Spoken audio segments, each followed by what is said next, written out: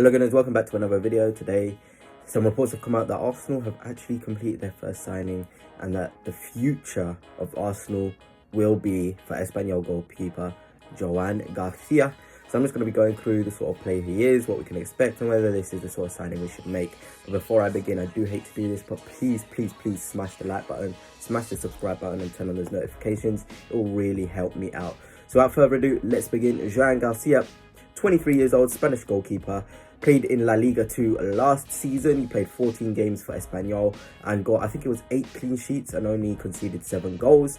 There's a bit of confusion about how tall he is. Some websites say he's 6'3", others say he's 5'11", but you know, we just have to see if he does end up coming or how tall he is. But if he is 6'3", good to have a bit of height in the goalkeeping department. David Raya is one of the shorter goalkeepers, which it hasn't really affected the way he plays, but you know, you want that variety. You know, he's got a large span, so his saving capabilities are quite high for Joan Garcia.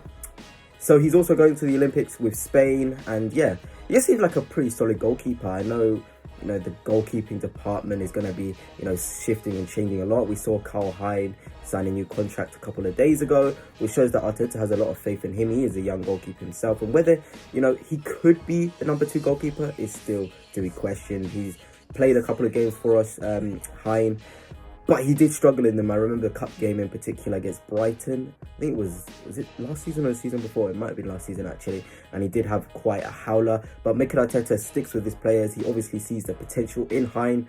And hopefully we see more minutes from him, whether that be at the club or sent out on loan. I do not like to see young goalkeepers, especially goalkeepers, you know, staying at a club with 0 minutes. We saw Okonkwo, talented keeper, went out on loan to Wrexham and played really well and managed to get a permanent move there. We got £0 from it because, you know, we just don't seem to be doing these deals right. We should be getting money for a player of Okonkwo's ability. He's definitely going to rise through the ranks with Wrexham. So Hein, for him, for us, I feel like it's best if he either goes out on loan, gets a lot of minutes, or we give him that number 2 spot. But anyway, this video is about Garcia. You know, I've watched clips of him. I don't know a lot about him, but he does look really good with his feet. What you would want from a Mikel Arteta goalkeeper. And of course, he seems to be great friends with Iñaki Caña, the Arsenal goalkeeping coach.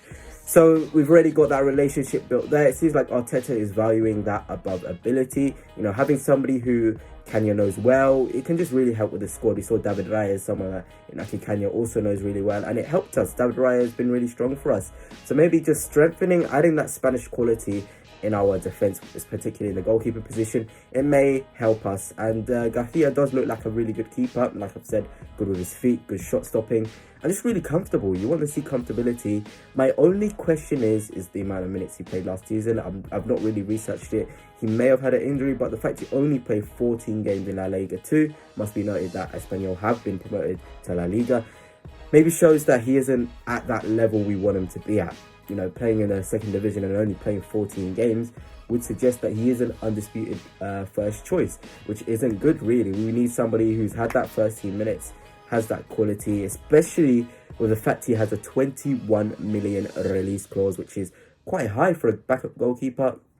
We've seen I always get it wrong, I'm just going to say Biljo from Feyenoord. Top keeper as well, he's got that slightly lower price tag of 11 million. So maybe, you know, when you're looking at the 2 goalkeepers there to replace Aaron Ramsdale, looking at the price may be something that you have to consider if you're going to spend that much money on a goalkeeper. And Bijlo, of course, is cheaper. He's had slightly more experience. I think he had a major injury which ruined his growth. And then Garcia's played, you know, more in La Liga 2. Has he got that first team experience at the highest levels? You know, but then again, you've got a question as a goalkeeper, as a second choice goalkeeper, how many minutes are you going to play?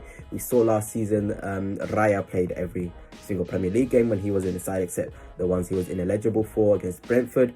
And Ramsdale was given the cups, and ultimately, you know, he wasn't good enough in those games either. So can we trust Garcia to come into the squad, be that second goalkeeper for that high 21 million and perform to the highest levels? Because we want to be going for every competition next season. I want the Carabao Cup, I want the FA Cup, I want the Premier League, I want the Champions League. This is now what top clubs need. Is he the number 2? You see Manchester City as well with Ortega and Edison. Is Garcia going to be at the level of Ortega, where you put him into the midst of a title race in a big game away to your biggest rivals, Tottenham Hotspur, if it was in our case? Will he do those one-on-one saves? Will he be calm under pressure? pressure? Will he play out from the back as well? Will he just give his backline utmost confidence? And I think that's the problem with Ramsdale when he was at the club. When he came into the side, when Raya was ineligible or wasn't in the squad or in the game, he wasn't really given the confidence to the backline. We looked really shaky. Even our best defenders, Gabriel and Saliba, struggled with Ramsdale behind them. And it's a shame. It's a shame because we know Ramsdale has a lot of quality. But, you know, when a keeper has that much of effect on your backline, you've got to start asking him questions. And rightly so, he will be replaced. He'll get his first team minutes. And hopefully Ramsdale will get his career back on track because he is a top keeper and he definitely deserves it. The way he got out of the side isn't ideal for anyone. But yeah, it is of course time to move him on. And just on Ramsdale, I hope we actually do get a good fee on him. I read something saying Alex Oxlade-Chamberlain is our record sale at 35 million. That was so many years ago. So that's just really disappointing for a club of our size. We shouldn't be selling players, you know, for those sort of fees and not having a higher selling fee, you know, later down the line, later down the year. So hopefully with Aaron Ramsdale, we can get that. I feel like 30 million is fair for him. England international, was our number one in the title race. Really good with his feet as well. He has to demand quite a high transfer fee. And if we're going to be getting someone for 21 million, you definitely do not want to be making a loss. There is no way we should be signing a goalkeeper who's more expensive than Aaron Ramsdale. But then again, we've got to question Mikel Arteta. Every time he does sign a new keeper, they tend to just come in and be the number one. So maybe Raya's got to start looking behind him at the new goalkeeper signing. We've got Leno replaced by Ramsdale. Ramsdale replaced by Raya. Gahia, is he going to replace Raya? Who knows? So it's a question of that. Mikel Arteta does use his goalkeepers in an interesting way, especially when it comes to signing them. Anyway, I just want to talk quickly whilst these clips of Gahia go in the background about Emil Smith-Rowe. It's looking like Fulham and Crystal Palace are going in for him. And we also want 40 million for him. That is a lot of money. That's the sort of money I want to be seeing for a player of Smith-Rowe's quality. England international, won the under 21s Euros with England as well. Really important for us. A couple of seasons ago, before that huge injury for him is so unfortunate. Of course, we want to be seeing Smith-Rowe playing at our club, doing the best he can. But, you know, sometimes you've got to take a loss on these players. And if you can improve on them, I see Desired Way, like I've talked about many times. Get those players and get, you know, the likes of Smith-Rowe out.